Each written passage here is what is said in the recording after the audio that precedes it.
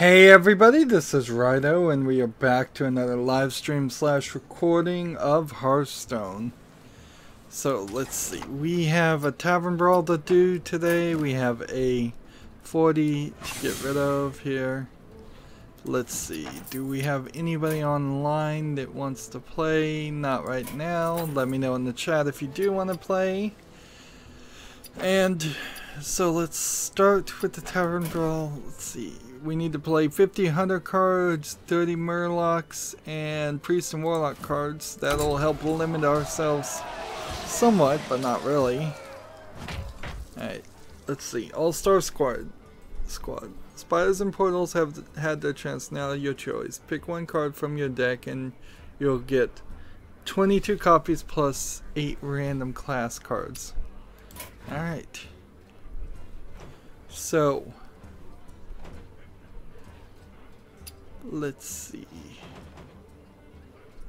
Warlock would be an odd choice here because I'm gonna pick like one Murloc. And what was my other one? Priest? We'll take a priest, yeah. So create priest deck there. And then we just need to find that one Murloc card that gets +1 for all other Murlocs. Here we go. And that's it. Easy enough. I was playing around with the chat, if you may have noticed that, and just trying to make sure everything is working and everything is working right.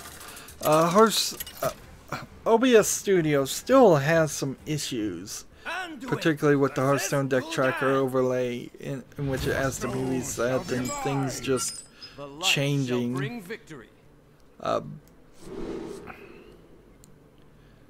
So this is an interesting enough card to keep, so I'll keep that. Now at best, without any Murlocs dying, I'm going to only have a 7/7.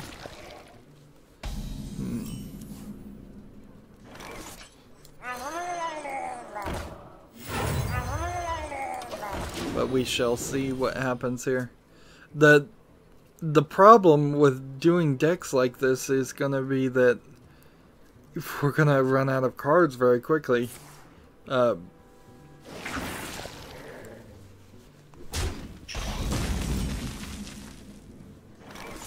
a copy of a random card from your opponent's hand into your hand. Alright. So we do this. We do this. We attack. We attack. And I think we've got a nice victory already set up. Tons of news if you include a bunch of announcements for Japanese games. But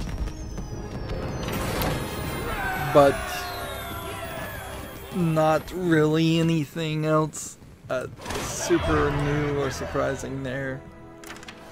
Well, I actually do have a ton of news, so we probably should go into it. I'm tempted to play this some more. Let's see. Did that really help much? Well, I just want to keep playing this because I would like to see some other people's attempts at this. Because obviously the strategy that we were playing before, our opponent was playing before wasn't that strong. The light shall bring victory. No, I don't want to.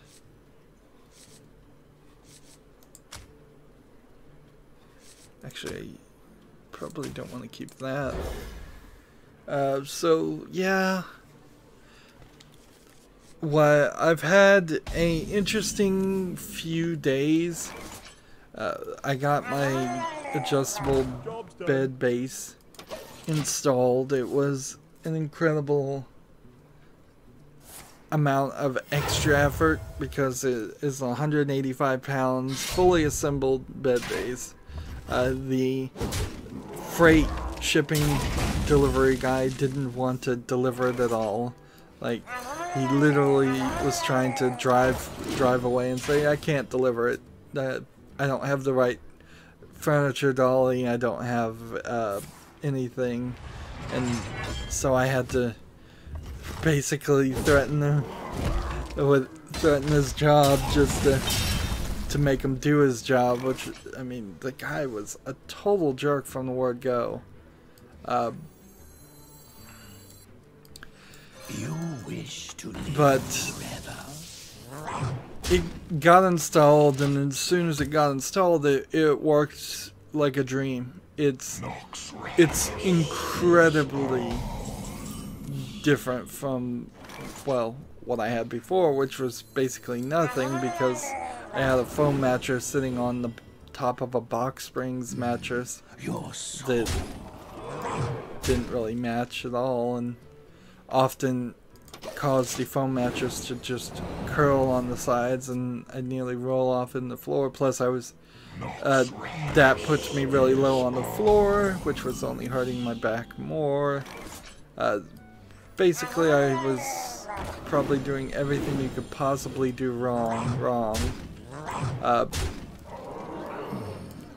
And now that I have a proper normal setup, the only thing it's still missing is a headboard, and it could honestly use it because it is a wall-hugging model, so it potentially rubs against the wall if you don't have it far enough away from the edge.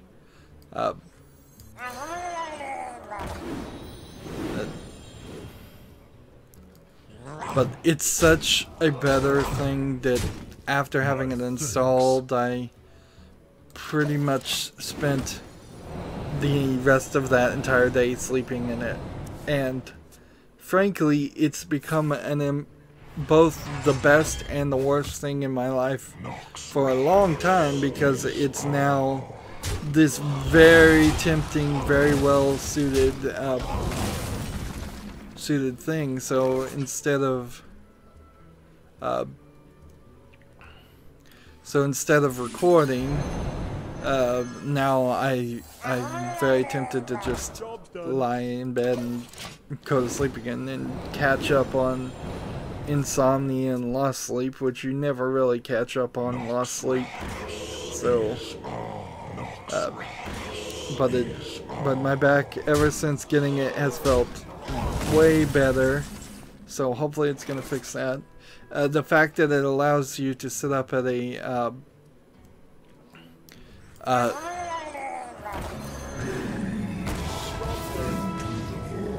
it's gonna allow me to sit up, and by sitting up, in theory, that will allow me to be slightly more comfortable when doing paperwork. I'm still not anywhere to the point where I would want to try and move my microphone over to the chair. That would make me sound very bad.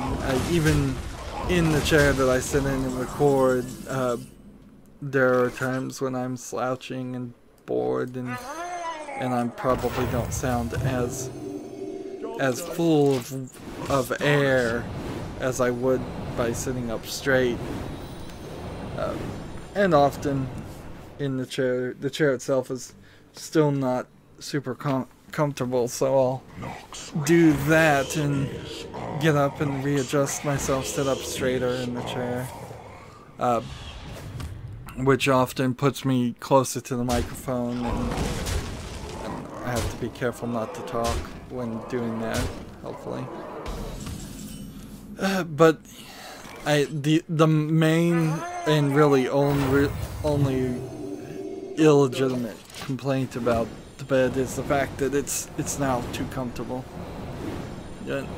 I would highly recommend to anybody who is having any back pain, any trouble sleeping whatsoever, think about getting an adjustable bed base, and getting it probably a lot earlier than you would realize. young people, it certainly wasn't my experience, and it has been for other people that I've interacted with, tend to neglect their betting setup, and it's a cliche and it's said a lot, but you are going to probably spend half of your life asleep. So you need to be as comfortable, as well protected from damage. I imagine I was damaging my back every single night before I had this bed base, and making things worse every single night. And that's just not a smart move. Shall bring victory. So I guess we're just gonna stick with the Tavern Brawl and get the Murlocs done. People have seen me play my other Murlocs deck so many other times that it might as well try something unique. This Murloc Tidecaller isn't the synergy of all synergies.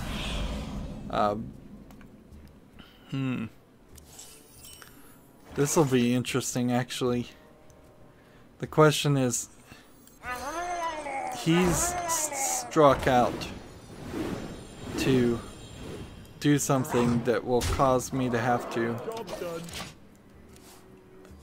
play 2 mana each turn. So he's gonna try and drain my mana or do more and more damage to me by cursing me.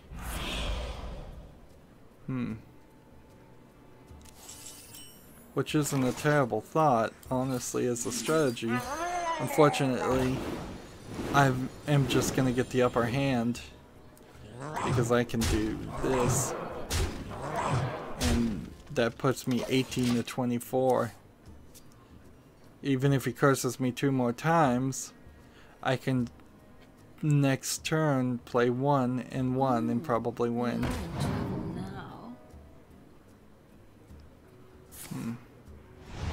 And see, the way he has it set up, he's guaranteed a loss. It's not a bad strategy. These 1-card strategies aren't terrible. Gosh, I need to hurry, don't I? Geez, somebody needs to get on and want to play me or something, because I'm going to be finished with everything. I've had an incredible hard time trying to play Broken Sword 5. It's not very good. Hey Travis, I see you on the chat. You've wanted to play me for for about a week now. So as soon as this game is gone, if you want to send me, do I have you as a friend request? I think this is him. The light shall bring So victory. if you want to come online, I am more than happy to help showcase any of your games, or we can just play whatever. If you don't, that's cool too. So I've got a lot of news here that I guess I need to kind of hurry, and potentially this is going to be a shorter stream. Then I can try and bang my head against Broken Sword 5, which is, man, it is boring and not that good of a game in the same thing. And it's crashy. It's supposed to be on average a 10-hour game. It's already crashed 7 times, and I'm only halfway through the game.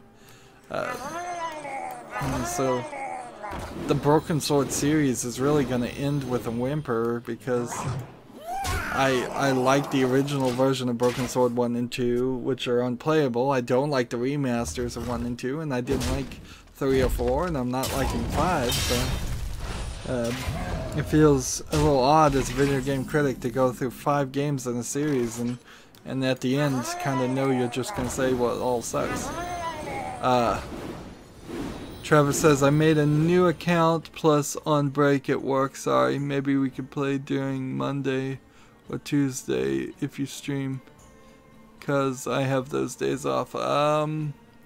Let's see, what is today? Yeah, let's see. Today is Friday, so Must consider. in 3 days we'll have 3 more daily quests, so that would be Monday. And I think that might be Monday, July the 2nd or July the 3rd, or maybe even July the 4th, and the July the 4th holiday will be happening in the United States. So, yep, that probably is a good day to stream. Honestly, I guess for July the 4th, if I was going to play a game, any holiday that I try to cover, it inherently makes it a month long. So instead of making a game and playing it on Valentine's Day only, I spend the entire month of February covering a Valentine's Day thing. So if I was going to do July the 4th, it would just be all of July would be Independence Month, because I have to rephrase it that way. But I'm not sure exactly what games I should cover. I guess maybe I could have covered the what is it? Wolfenstein: The New Colossus if it was out, so maybe next year if I haven't played that game before then. That might work.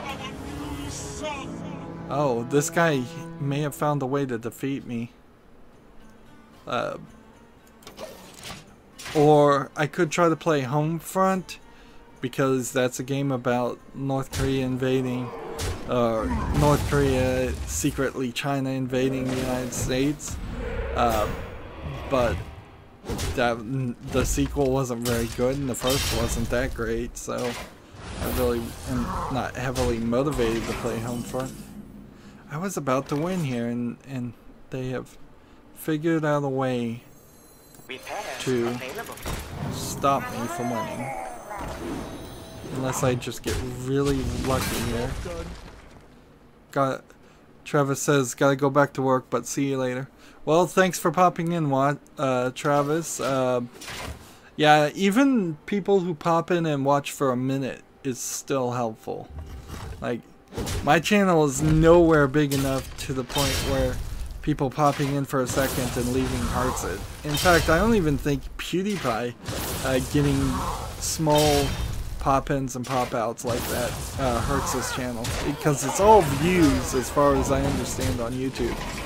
So coming in, saying 3 comments and leaving is incredibly helpful, and more than many other people do, because a lot of people don't ever get in the chat. I look at the analytics and I'll see the live stream has 5 views, and I'll know for a fact that nobody got on the chat in that stream. So thanks for watching as much as you can, Travis, and thanks to anyone else that's watching.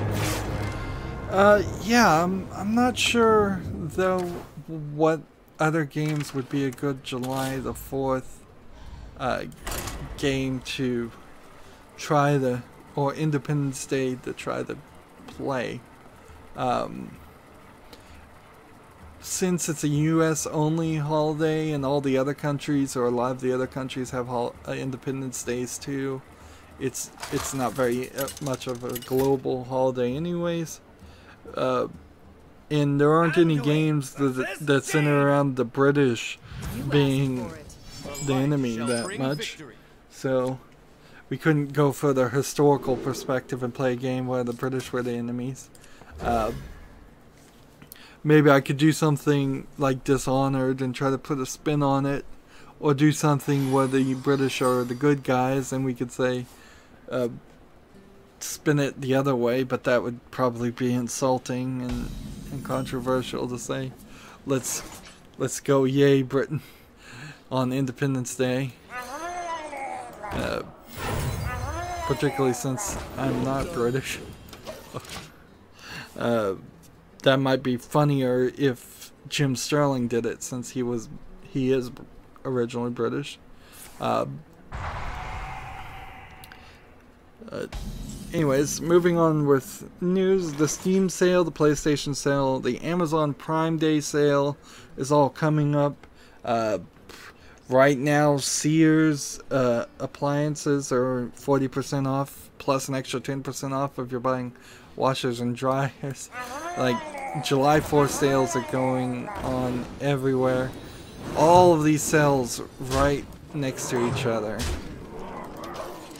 It's a little overwhelming. I kind of wish the Steam sale would maybe find itself in a different place, but you know, the PlayStation sale, the good old game sale, all of those are probably directly built around the Steam sale. So if the Steam sale changes its date, the others would change their date to compete with it. Hearthstone's next expansion is going to be announced July... I didn't write the date down. Sometime next week, sorry. At 7 p.m. Pacific Daylight Time. I got the time down, and I didn't write down the thing. The rumor is that it's going to be the Lich King related, which, okay, cool. I don't know anything about World of Warcraft, but I've heard of the Lich King. And I know what a Lich is, and I assume the Lich King is potentially a ripoff of the Dark Lord Sauron from Lord of the Rings. So that doesn't immediately jump into anything amazing. There possibly, if it's on that thing, there might be a ring. There might be a lot of liches. There might be some other elements, like, let's see, there might be ring race, there might be hobbits.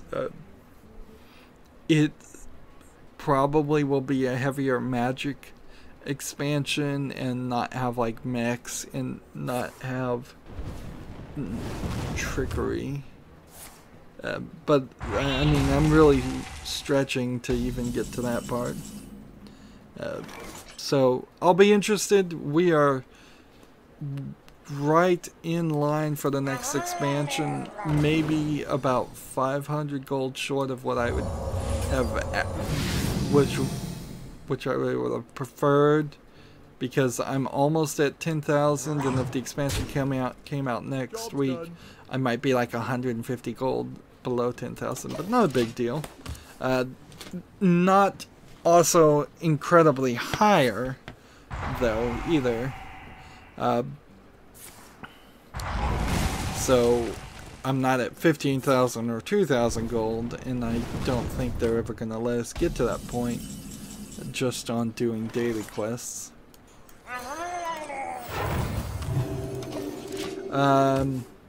Moving on with the news, because we're gonna finish the stream kind of quickly at this rate. PlayerUnknown's Battleground has added a patch that lets you move while you're looting and added destructible cabins. They've also banned 25,000 cheaters in the past 3 months. So that is certainly something to pay attention to. They're going to announce the Hearthstone expansion on Twitch, by the way. I also wrote that down. I didn't write anything down well. I was, frankly,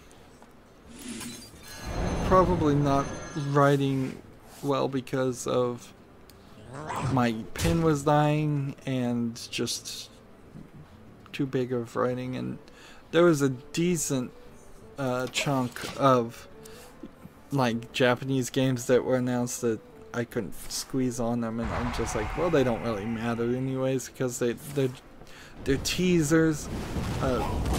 If you follow Gametsu versus any of the American news press, the American news press don't cover half of those announcements. A ton of them are Vita only or PlayStation 4 only in Japan. So But also, even when it is coming to PC and when it is coming to the West, which is what concerns me mostly, they have a tendency to have no less than 5 announcement articles about it, just showing off piece by piece, like, here's what this character looks like, here's what that character looks like, here is a new piece of music, here's a new trailer.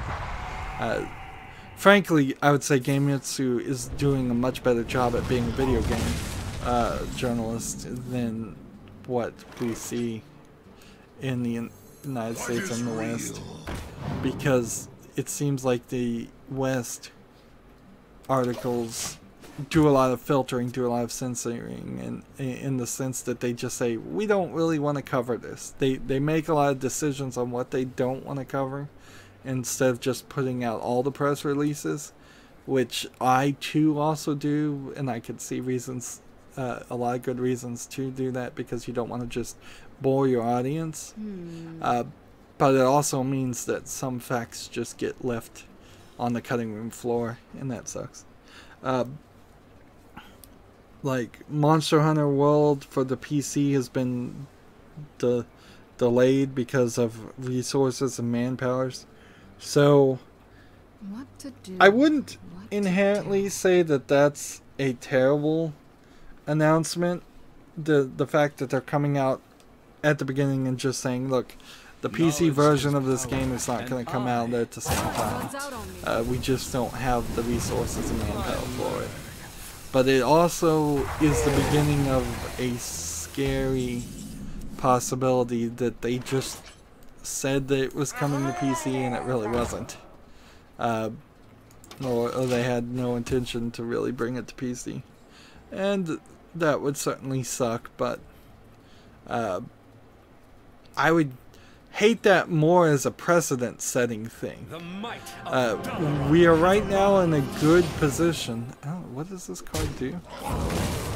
Add the copies of arcane missiles to your hand. We were just now getting to the point where Japanese companies were starting to put games on PC and really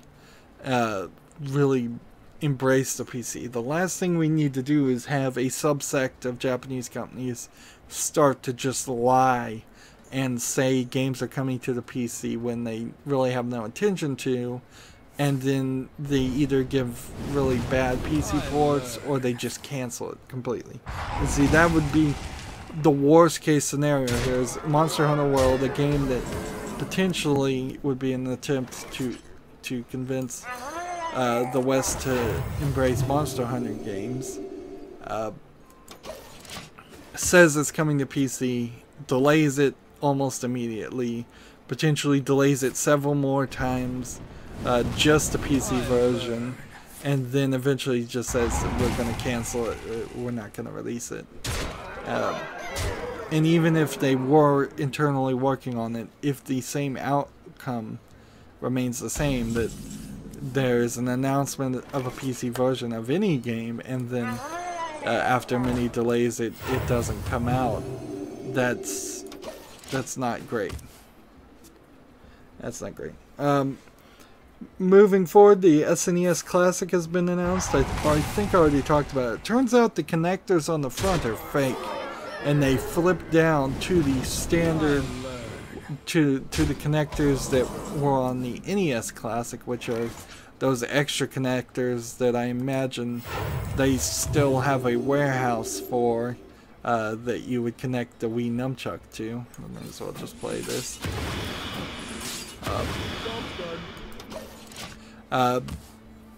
So while the SNES Classic controllers will have longer cords, although we don't know how long they actually are, the connectors on the front are for facade, and that seems crazy. It could, I suppose, be worse. It could be that the front has facade connectors and you have to plug the controllers to the back of the machine. But whatever. We didn't open this. I thought we did. I must not be that desperate for cards, because I would have opened this pack. So, a little bit of knowledge here, I heard. Total Biscuit has been specifically getting all gold cards, or I think all gold cards, if not all gold legendaries, and every expansion he has been spending $300 per expansion, $300 to $400. It's actually gotten more expensive. So here you have somewhere between this where Cripperian said he was spending $150 per expansion for card packs and not getting all gold legendaries, and Total Biscuit has been saying he's been spending $300 to $400 per expansion and getting them all. So you kind of know how crazy expensive this game has gotten, and I'm glad that they've made some changes to sort of address that, but they really haven't addressed it enough. Frankly, they need to make some major changes to make it cheaper and be a little less greedy.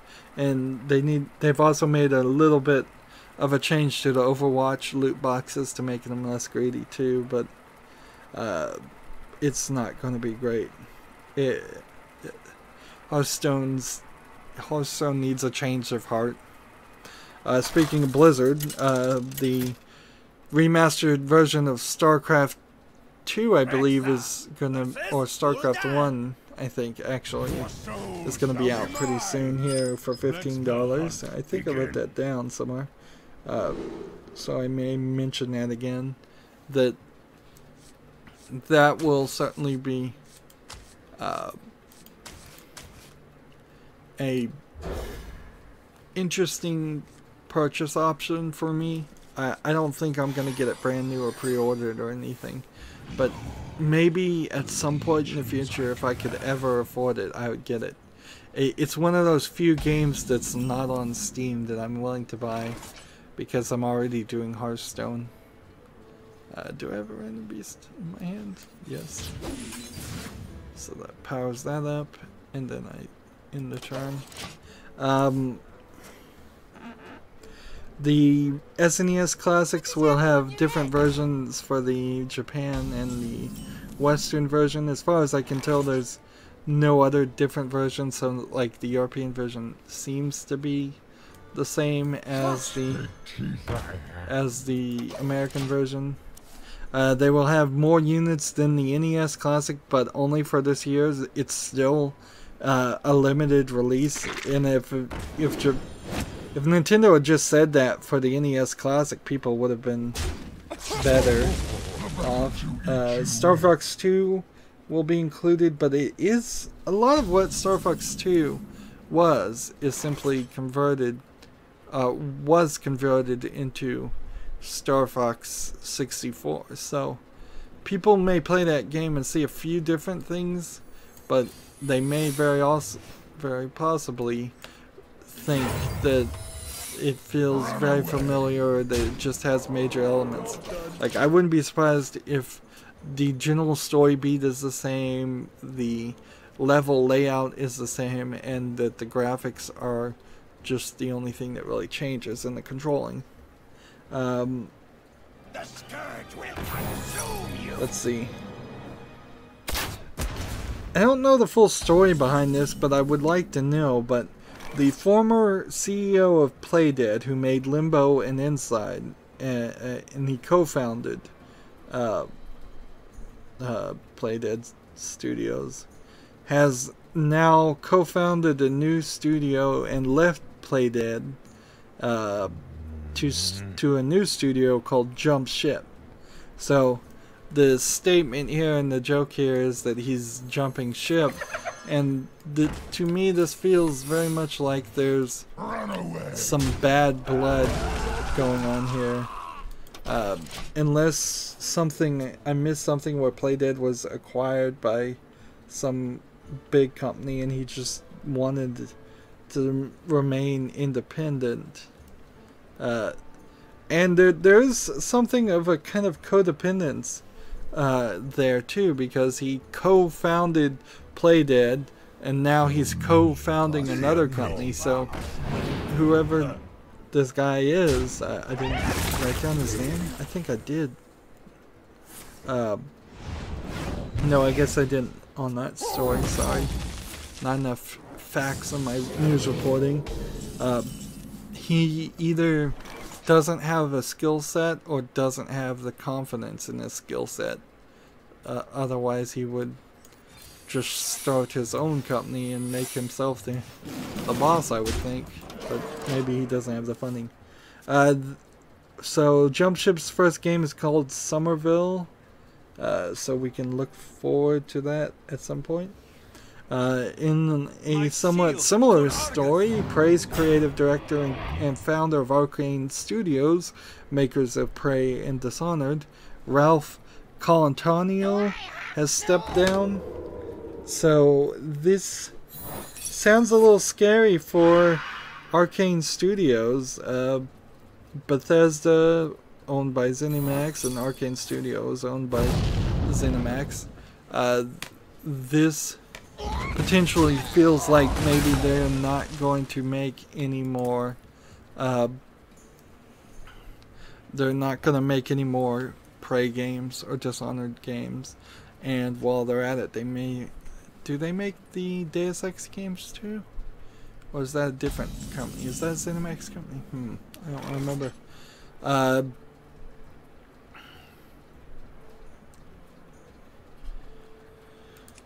So, yeah, that doesn't bode well for Arcane Studios, but being under ZeniMax didn't really bode well for Arcane Studios either.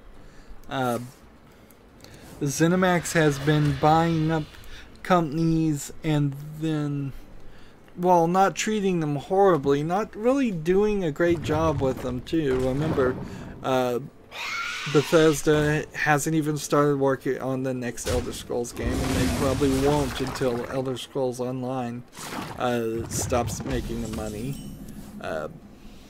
They have some other things certainly going on, but it wouldn't surprise me if there's some talk in the background of them slowing down or them going in directions that he didn't want to go.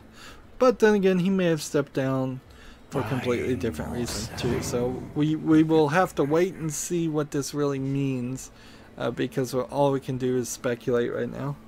The Division is still getting updates, surprisingly, so its 1.7 update has added global events, classified gears, and commendations. Sadly, it's not probably going to add more players or make that game interesting. Princess Maker 3 is now on Steam. It's a 1997 parenting simulator game that was popular in Japan, particularly. And number 1 is available for purchase too, although I think it's a remake of number 1 and number 2. So you can get up to 3 now on that series, but I think in Japan they are up to probably closer to 7, maybe 12, if I was just to randomly guess some numbers. Random minion in your hand, +1, +1. How about we just do this? That's not a valid target. Alright, so we have to do that. And then that, and then in return. Toshiba has a new QLC style flash that's paving the way to cheaper SSDs and 1.5 terabyte SSDs. So we can look forward to that probably in a year or two. At a certain point, we are going to have to just go to like full SSD systems, and get rid of hard drives. And I'm not sure if that's actually going to help me in my setup as much as it will help other people. Like, I could see many regular people being happy with 1.5 terabytes only of SSDs, whereas I still kind of need the 10, the 20 terabyte hard drives to be things that are commercially available or prosumer available at prices that are reasonable, because I'm making so much content and games are getting bigger. Elite Dangerous players finally find a Thargoid machine. It's labeled a machine. I would have called it a ship. And they fly through it and investigate it. Apparently, there wasn't anything extremely exciting about it other than the fact that it's there and people are still playing Elite Dangerous. To steal Jim Sterling's phrase, "Oh, Ubisoft," Ubisoft cannot help itself. After taking a year off to get the Assassin's Creed Origins right and not just annualize and try to get cheap money out of Assassin's Creed, they announced Assassin's Creed Rebellion, which is a cell phone Fallout Shelter style game with 2D chibi, if you know what chibi, which are small kind of toy-like versions of Assassins, that's free to play. So they're perfectly, Ubisoft is still perfectly fine with exploiting Assassin's Creed to make money on the cell phone. They're just now going to try to do better jobs on the PC. And I honestly doubt very many people are going to even call Ubisoft out for that. Hearthstone's Rogue Quest. So the Journey of Unguru quest for the Rogue, which was to play 4 characters of the same name to get Crystal Cove, which made all characters have a 5/5. That is going to be nerfed in the next expansion, which I think by far is the newest and quickest nerf we've ever seen in the Hearthstone. Like, it's only been a couple of months since that came out and it's already been nerfed, which I guess inherently that says they didn't beta test, they didn't think their cards through, or they didn't care. And I certainly wouldn't want to see this become the new normal. I wouldn't want to have it become very expected that that cards just get changed willy-nilly as very often, very early. Some of the older cards took probably a year plus to get nerfed. Let's see. One of the games that was announced at E3, A Plague Tale Innocence, looks very ratty in the sense that it's full of rats and gross. So that'll be interesting. And there's some talk of whether the Shadow of the Colossus remake will actually be different, or if it's simply gonna just be a shot for shot, bit for bit remake. There's a few tweaks that, since this is kind of a remake, they could do. They could certainly also add more Colossi than that allegedly had to be cut from the original version of the game. So that'll be interesting when that comes out, to see if it's a good remake, if it's a different remake. How come my guy lost all his extra things? Must have been sent back to my hand. Yeah, he sent him back to my hand with the sap. Twitch affiliates will soon be able to have paid subscription tiers. So if you watch a lot of Twitch, you're gonna see that. Why is the music gone quiet? I went like this and the music went quiet. I don't know why. Side effects? No. Trust me. So if you watch a lot of Twitch, you may see that a lot of Twitch streamers are going to heavily push people to subscribe, and if you want to subscribe and support them, that's a good thing. If you don't want to hear a lot of people asking for begging for money, it's going to be a bad thing.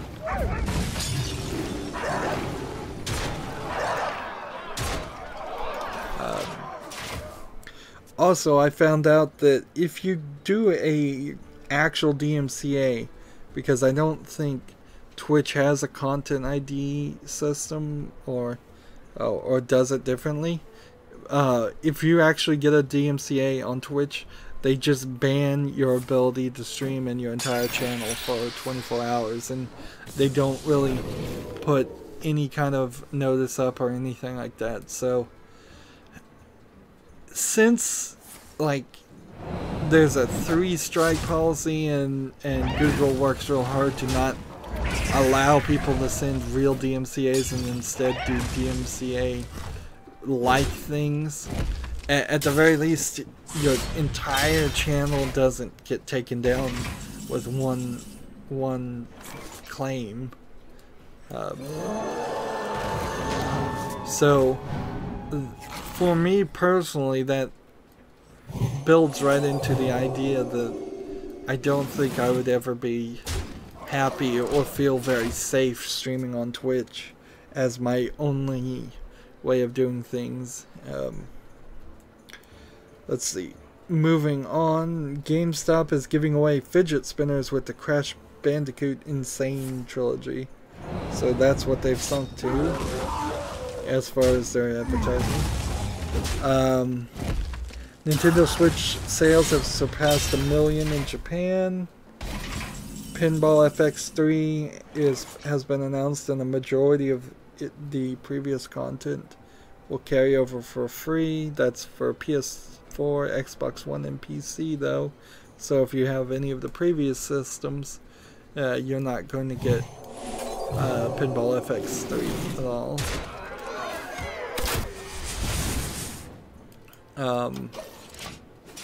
G2A is going to start telling buyers the information from sellers in a small attempt to be more legitimate, I would say. The G2A still got some problems, but there's definitely some work that needs to be done. We're gonna just go long here. We've gone about 45 minutes, but I think there's not another 45 minutes in this. Like 1 or 2 more games in which I play Hunter cards, and then the daily quest will be done. Over approximately 300,000 copies of Rust have been refunded. That's a lot of copies, but it's not super surprising either, because a lot of people promoted Rust and talked about it and showed it on their YouTube channels, and that game is not incredibly fun if you don't have a bunch of friends with you. Let's see. There's a Futurama cell phone game that came out kind of for no reason as far as I can tell. Super Bomberman R has added an update, and I'm surprised that they're still updating it, but I guess I'm glad they are, because that game was pretty buggy to begin with. But one of the parts of the update is they added a bunch of other games from their from the Konami lineup, so you can now play as Pyramid Head and the main character from Castlevania, I believe, which is pretty odd in my opinion. Infinite Warfare's new Proteus rifle accidentally included an aimbot, so how you do that, I don't know, other than to assume that all of the rifles must have some kind of auto aim in them, and the reporting is just kind of sensationalizing that and saying that it had a aimbot in the sense that it was simply doing more auto aiming than it should have.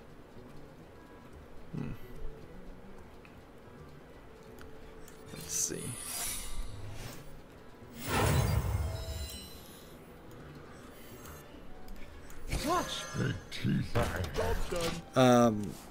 StarCraft Remastered releases August for $15. We already talked about that. August 15th. Well, in August. A bit of fake news actually occurred in the video game industry. The Mass Effect DLC is not canceled. At least they're not saying it's canceled yet. Let's see. Valve support and refunds skyrocketed during the Steam summer sale. So, no real surprise there, because in a funny way, Valve has done a very good job of convincing people to buy games and try games that they wouldn't have normally tried in its discovery queue. And I think part of that is certainly because of the Steam review bombing of Take-Two games. Like, just getting the massive amount of Take-Two games that they publish to not be rated very highly has seemed to open the pathway to a lot of new games and a lot of other games to be seen. There are also a lot of new games that are just being thrown out now in the discovery queue, and it says it now, and it makes it feel a lot better when it says we're suggesting this game to you just to see if you might like it. Now, I did manage to go to a game that Steam literally said to me, you have not played any games like this at all, so we don't know why you're here. Basically, I'm paraphrasing here, but they said this. They said this game is not like any of the games you previously played, and so there still is definitely elements and games out there that the Discovery update cannot find a justification to show you, and thus you're still not getting suggested everything, which is fine, I guess, because if you were just suggested everything, and you will get suggested everything eventually if you just go through all the discovery queue. If you've looked, I've looked at about 3,000 games. By the time I see about 12,000 games, in theory, I should have seen everything that Steam has to offer. Paradox Interactive has acquired Triumph Studios, the creators of Overlord. That would be interesting if that means that they actually make an Overlord 3. I still need to play Overlord 2, just because I covered Overlord 1. They're not firing anybody or anything like that, so far so good. It seems like it's one of those acquisitions that might be a good thing, might give them more money to keep on working. NVIDIA's newest update, the 384.76, causes Watch Dogs 2 to crash. Right at the same time, Watch Dogs 2 is adding a 4-player party mode for July 4th. So I imagine Ubisoft is not happy about that happening. So don't update it there if you've got that. Now, a lot of announcements that I've squeezed at the bottom, like Warriors All-Stars for PS4 and PC is coming August 29th in North America. Let's see. Konami Tecmo is doing a bunch of PlayStation VR titles, including Dead or Alive Beach Volleyball or something accorded to that. There were several other games that I announced. There's a new Kirby game on the 3D eShop. Namco Museum is coming to Switch on the 28th, which frankly that's probably going to be a decent expansion to the Switch's limited lineup. And let's see. There's a couple of Japanese anime games that have been announced. So the Seven Deadly Sins, the Britannian Traveler has been announced. The Seven Deadly Sins is based on a manga that then got animated, I think, by Netflix. It's on Netflix. The first season I liked. The second season was more of just a bunch of OAVs, as I would describe it. Just small 6 episodes that kind of did some cleaning up of the story and just some side stories. And since there was a big gap between watching the first season and the second season, I didn't really follow along that well, wasn't that interested.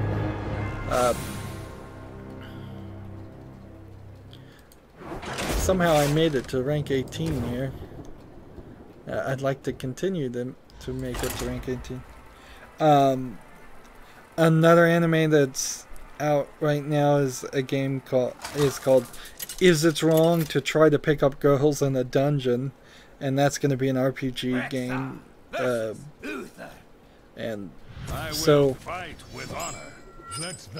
it's been moderately consistent for them to try to sell anime properties, manga properties as multimedia things. So it's not incredibly crazy that we've got a couple announced, but they've been a little bit more laid back on that too. They've not wanted to try to flood the market with a video game version in the West of every single possible game, or every single possible anime. Like every season in Japan you have 30 to maybe even 60 anime movies and shows that come out, and that's summer, winter, fall, spring potentially. And if we had 30 to 60 video games come out in the West that were all kind of low effort, just ports, which there's a decent chance that these two will just be low effort ports that aren't extremely helpful or welcome.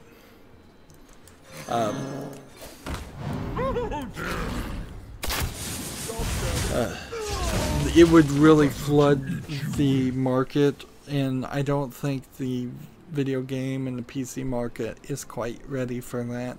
We kind of need to slowly adapt to what Steam is, and the last thing we need to do is make Steam more like Steam and have more games announced all the time. That being said, if you compare some of the indie games that are just made in RPG Maker and put on Steam versus the level of effort that some of these anime to video game transitions would be, in all honesty, you might be better off doing the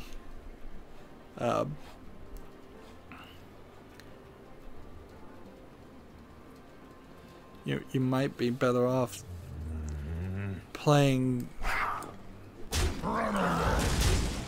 having anime games on Steam come out all the time and get rid of the RPG makers and the cheap asset flips. At the very least, there are some people trying, and in the anime games, it's just that frankly half of the 30 and 60 animes that come out a season, maybe 5 or 10 of them will be memorable even a year later. In the same way that of the 30 to 60 probably new TV shows that come out in the United States each season, how many of those are going to be memorable? Number's not going to be high.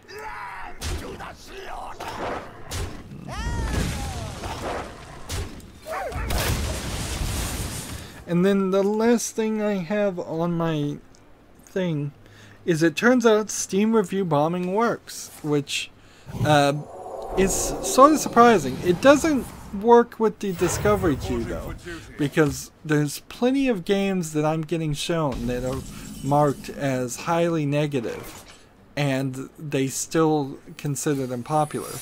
But they may be stretching the definition of the phrase popular to mean, well, it's popular in the fact that a large population of people are playing the game even and rating the game, even if they're rating it very negative. But we have seen, or a report I saw has seen that those spikes in negative things do show up. They are noticeable, and there's a couple of different ways. Like, everybody's probably heard now that people are upset with Rockstar and Take-Two for doing cease and desist on Open 4, and there's been really no update on that, even though Open 4's internal updater updated something. There's been no statement or anything like that, and you, last I heard, still can't download Open 4 now. But at the very least, I would say in the past week, Take-Two and Rockstar haven't sent out any more cease and desist as far as they can done. But so that story's been covered. But when Nier Automata came out, it was also heavily negatively reviewed for a very different reason. And it's kind of a very interesting reason too, when I apply the politics that I think I sort of understand in China. Because it was heavily, Nier Automata, a Japanese game, was heavily downrated and down-reviewed. And the reason that's being stated in this article for that is not what I would have assumed, which is that the Chinese government doesn't like Japan, therefore they were going to try to just downvote it. Instead, it seems that the actual Chinese people, in this case, wanted to play this Japanese game because they do like to play Japanese games. They're just not, I think, technically legally allowed to. I think there's some technical, it has to be rated and approved, and only a certain number of things are rated and approved. There's a lot of things that are technically illegal in China, and the people that know how to get around it just fine. It is also worth recognizing that there's a big differences in the different levels of class in China, even though they try to hide it. So if somebody in China is rich enough to own a PC and play those games, they are probably members or children of members of the richer classes. Run away. Let's go kill this guy.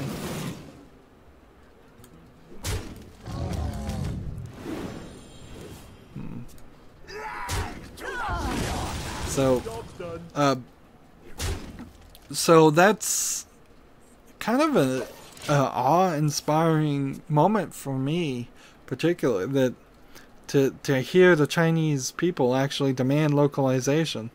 Now, will the Japanese people do it? No, because the Japanese people don't like the Chinese people much either. And frankly, if you can't legally sell your game on there, them negatively reviewing the game doesn't really matter. I wouldn't be surprised if some Japanese companies come back and say, look, we would like Steam to block these users, or we'd like the ability to block people in China from even purchasing or playing the game.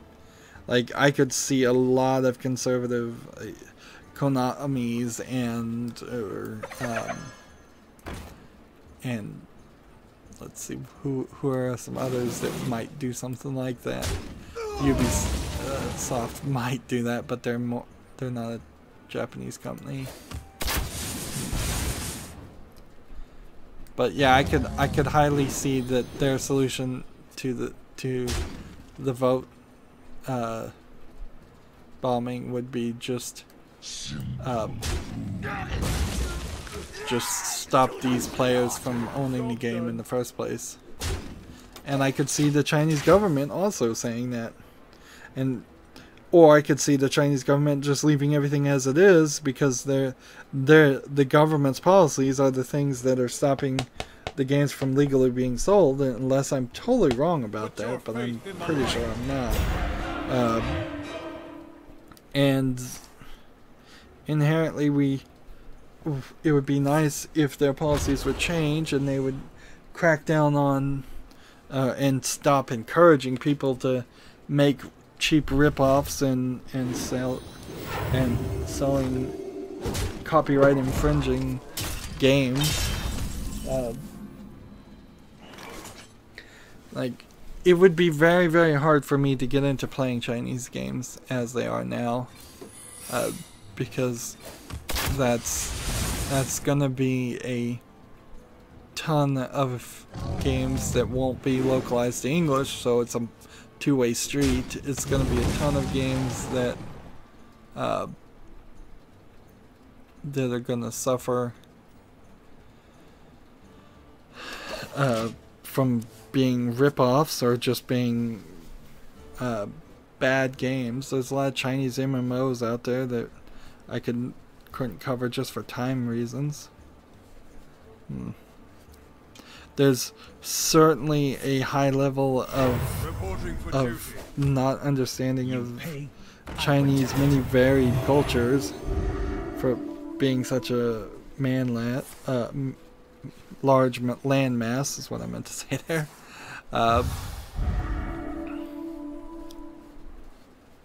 So yeah, I don't know, because they're in this industrialization and some sections of China are highly technical and many sections of China are highly untechnical. It's hard to know what their culture is, and I don't know. I'm feeling more like I lost the plot on this conversation.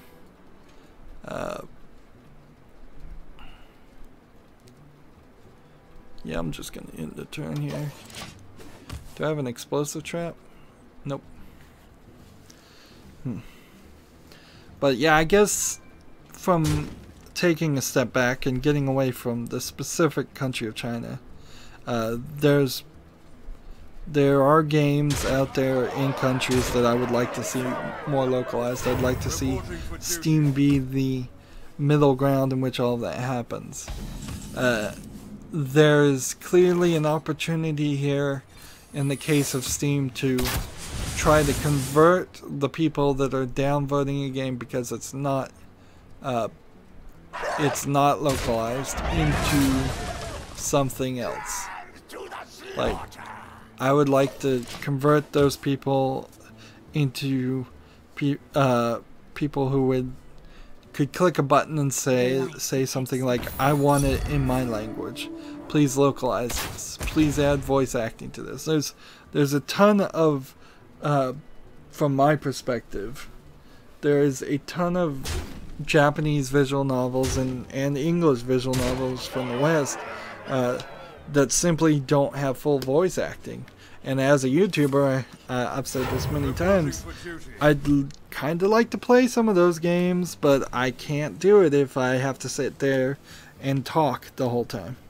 That's too much work. I tried it on the Taos Principle, reading all of the text there. It didn't work.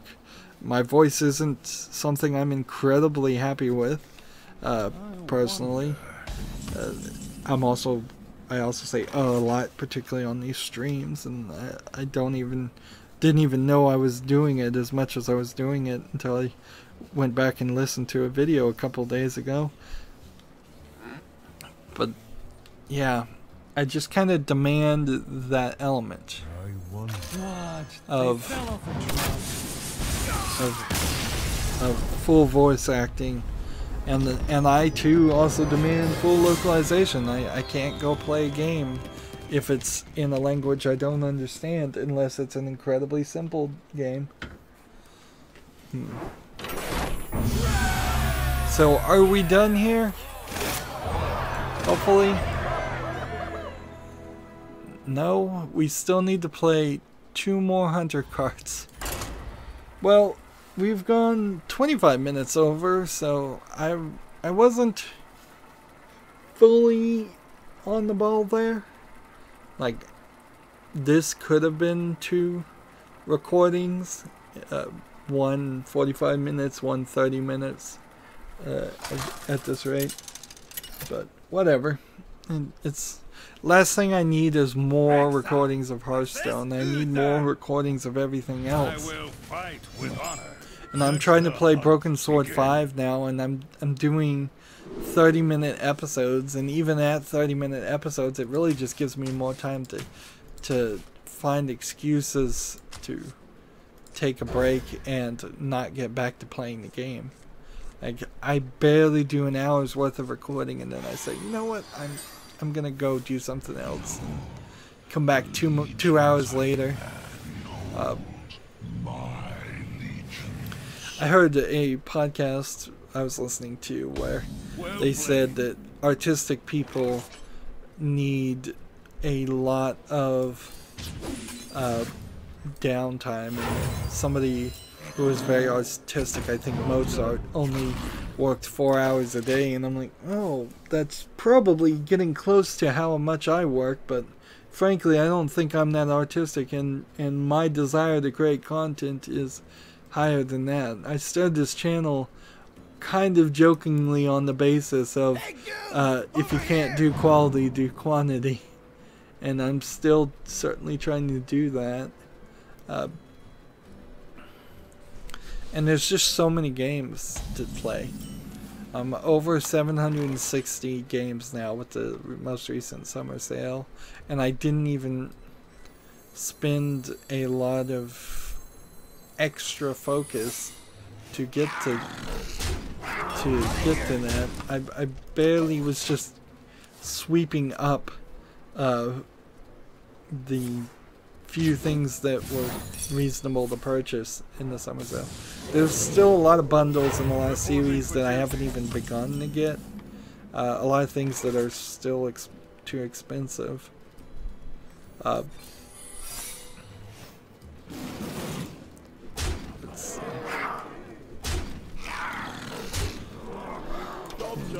So I've got this done already. Speaking of sweeping up, one of the weird mini problems of Broken Sword 5 is that when you only in a few cases do you actually take an item out of your pocket and show it to somebody. So a lot of times you are making the movements like you're taking something out of your pocket, but there's nothing in your hand. And to put a cap on that ridiculousness, at one point one of the characters is sweeping up, mopping up blood on the floor. They take the bloody mop and then they put it in their coat pocket, and the mop, like a cartoon, just disappears on it. And that's totally not what this game has been about at all. So I have no idea what they were even thinking there, to just have this cartoony element in the middle of a murder mystery adventure game.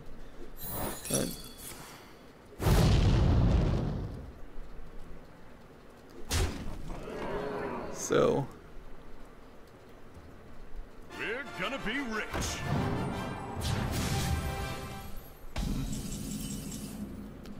let's do this. and then this, and then this, and then in return. Almost done. Now, because this was a shorter stream, nobody else besides Travis got on the chat. I can't really complain about that, though. We're right around the July 4th time. I imagine not that many people are going to be watching YouTube during July 4th. They'll try to... One would hope they would try to hang out with their families and do things outside, but, you know, this summer, from what I can hear, is being also incredibly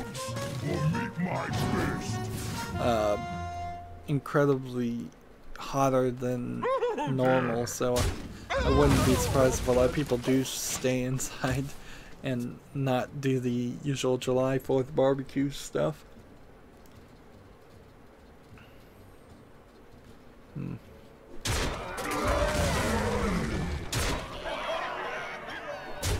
So he's gonna have to do something to stop this guy, otherwise I think I've got it. We do this, and then this, and then in the turn, and either I've lost, which I probably have, or he takes me on. Does not discriminate.